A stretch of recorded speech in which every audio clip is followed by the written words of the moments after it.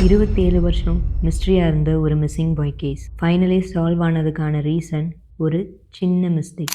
1989ல் 11 வயசான ஜேக்கப் அவன் ஃப்ரெண்ட்ஸ் 2 பேரோட நைட் படம் பார்த்துட்டு வீட்டுக்கு போயிட்டு இருந்தாங்க.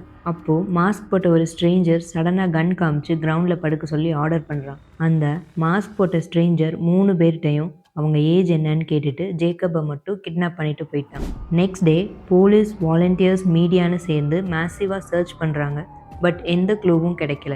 அப்புறம் அந்த கேஸ் பிக்கெஸ்ட் அன்சால்வ்டு மிஸ்ட்ரி கேஸாக மாறிடுச்சு. கிட்டத்தட்ட 27 வருஷம் கழிச்சு போலீஸ் வேற ஒரு kidnapping and assault case investigate பண்ணும்போது டிஎன்ஏ எவிடன்ஸ் ஒன்று அன்எக்ஸ்பெக்டடாக அந்த ஊர் லோக்கல் மேனோட மேட்ச் ஆயிடுச்சு. அரெஸ்ட் பண்ணி இன்ட்ராகேஷன் பண்ணும்போது தான் ஒரு உண்மையை சொல்கிறான். 27 இயர்ஸ் பேக் ஜேக்கபை நான் தான் கிட்னாப் பண்ணி கொன்னேன்னு கன்ஃபர்ஸ் பண்ணுறான். போலீஸ் பாடியை புதைச்ச இடத்துக்கு போய் பார்த்ததுல அங்கே ஒரு எலும்பு கூட இருந்திருக்கு.